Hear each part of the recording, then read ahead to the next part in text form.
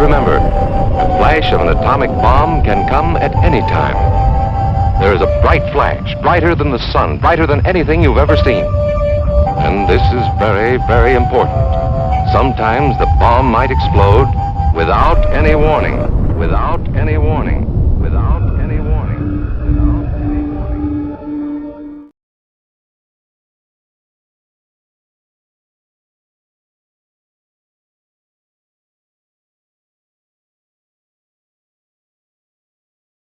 Everything is different, but we have the same goal.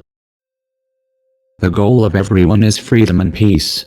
Humans keep trying to find it, to make rules for it, and even make wars to achieve it. But what really is peace?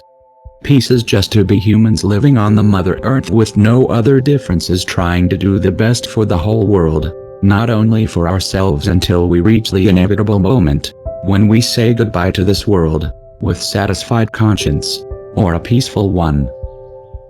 However, the world is constantly changing. With the advancement of technology, people can now move far away and have a better life. Way back 30 years ago, humans do not have the necessary components in existence. But today, this society does not need any more to question about the things that already gone by, is it?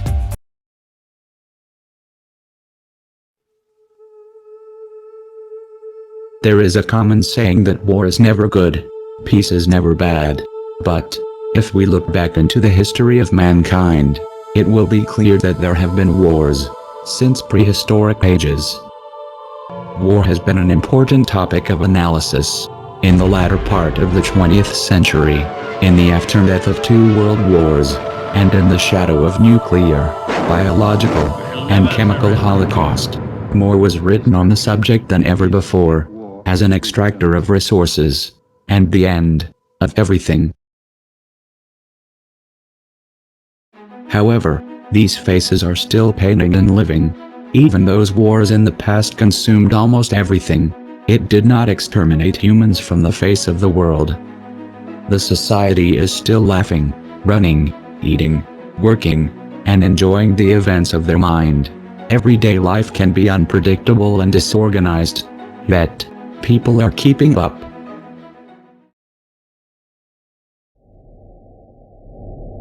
Roughly 795,000 years ago, a meteor collided with Earth. Tektites from the impact were at their biggest and most abundant in the eastern part of central Indochina, but because the tektites were so widespread, previous estimates of the crater's size ranged from 9 miles in diameter to 186 miles, and the feature's precise position remain uncertain even though scientists spent decades searching. Aside from that meteor, the other one that struck the world is the Chicxulub impactor. It was tens of miles wide and forever changed history when it crashed into Earth about 66 million years ago.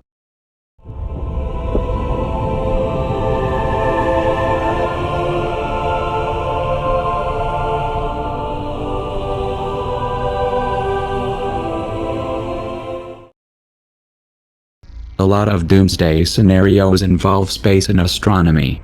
When thinking about destroying all life on Earth, one generally thinks in cosmic proportions. One of them is a supernova, an explosion that induces a mass extinction from radiation destroying the ozone layer, allowing lots of ultraviolet radiation through to damage life on the surface. It also could ionize nitrogen and oxygen in the atmosphere. Other kinds of disasters are found on Earth, where humanity embraced devastating results. The floods, typhoons, and other disasters that pose a significant threat to everyone. Apart from impact events, like meteors hitting the world, and cosmic threats, other natural disasters will surely exhaust humanity, animals, plants, and other things that are living together inside the planet.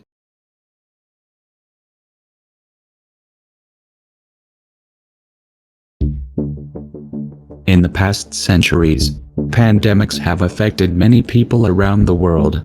Among the deadliest was the Black Death. In less than a decade, It claimed about 25 to 60% of the European population, and the death count is severe, about tens of millions. The Colombian exchange and the Spanish flu also claimed the lives of many millions more.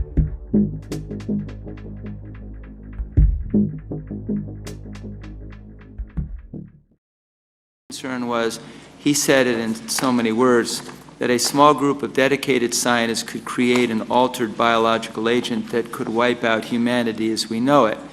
Technically speaking, you can do almost anything with a microbe. The real question is, will you end up with a microbe that functionally will do the things that the concerned person at your hearing said, namely, essentially wipe out everyone from the face of the earth? Again, that's conceivable, although it's inconceivable, but it is, in fact, anything is possible. It would be very, very difficult to do that, extraordinarily difficult, even in the best of hands, to not only do the engineering to get a microbe that has the characteristics, but be able to spread in a way in which it has virulence, transmissibility, and the ability to go in a sustained, transmissible way. Not impossible, but very, very difficult to do.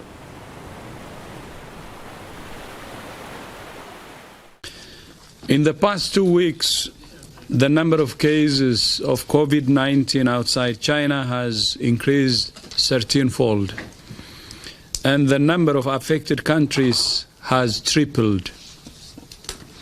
There are now more than 118,000 cases in 114 countries.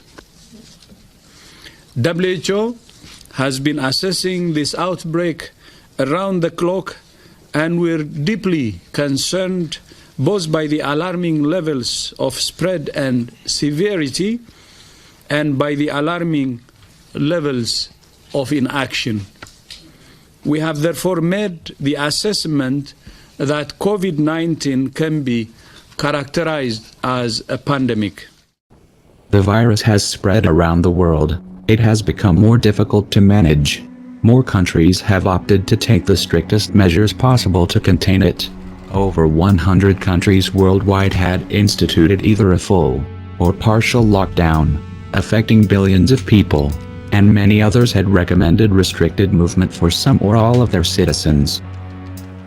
According to the World Bank, global extreme poverty is expected to rise, for the first time in over 20 years, as the disruption of the COVID-19 pandemic compounds the forces of conflict and climate change, which were already slowing poverty reduction progress. The COVID-19 pandemic is estimated to push an additional 88 million to 115 million people into extreme poverty this year, with the total rising to as many as 150 million by 2021, depending on the severity of the economic contraction. But the world did not stop. The government around the globe initially allocated their accounts from contingency funds for the emergency pandemic response, and for urgent health needs, such as establishing testing labs, including at border crossings, setting up special wards to boost hospitalization and care capacity, and procuring critical medical supplies. Thanks to all the agencies, governments, and other organizations that saved us.